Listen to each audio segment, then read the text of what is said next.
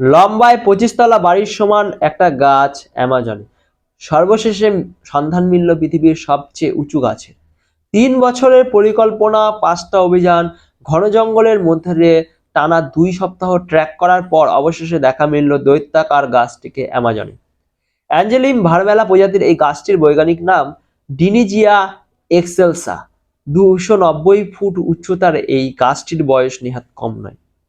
প্রায় 600 বছর পুরনো রাক্ষসী চেহারার এই গাছ দৈর্ঘ্যে একটা 25 তলা বাড়ির সমান।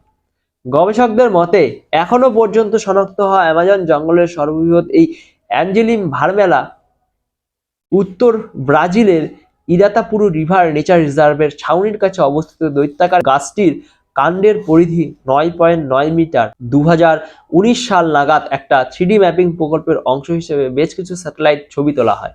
সেই ছবিতেই প্রথমবার এই বিশাল গাছটিকে শনাক্ত করে একদল গবেষক। কিন্তু অ্যামাজনের বিপদসংকুল গভীর অরণ্য ভেদ করে এই দৈত্যাকার গাছের পৌঁছাতে রীতিমতো ছুটে যায় বিজ্ঞানীদের কালঘাম। অ্যামাজনের ঘন জঙ্গলে বিষাক্ত পোকা, সাপ, জন্তুর আতঙ্ক আর তার সঙ্গে চলা অবিরাম বৃষ্টির বাধা পার করে এগোতে হচ্ছিল তাদের। একবার দুবার নয়, ব্যর্থ হয় পরপর 4টা অভিযান। বিষাক্ত পোকামাকড় এবং মাকড়সার আক্রমণে অসুস্থ হয়ে পড়েন বেশ কয়েকজন বিজ্ঞানী।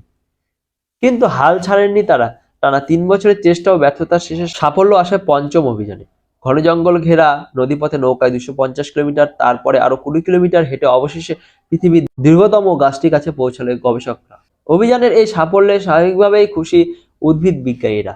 টিমের অন্যতম সদস্য আমাপা ফেডারেল বিশ্ববিদ্যালয়ের ফরেস্ট ইঞ্জিনিয়ার দিয়েগো আর্মিন্দো সিলভা বলেন, এই গাছটি ছুঁতে পারাটাই আমার জীবনের সেরা অভিজ্ঞতা। দেখে মনে হচ্ছে গাছটি অন্তত 400 থেকে 600 বছর প্রাচীন। সেখানকার মাটি, গাছের পাতা ও অন্যান্য নমুনা সংগ্রহ করা হয়েছে। পৃথিবীর প্রাচীন অনেক অজানা কাহিনী ডালপালা মেলে আছে সুপ্রাচীন এই গাছের শরীরে। তার খোঁজেই শুরু হবে নতুন গবেষণা।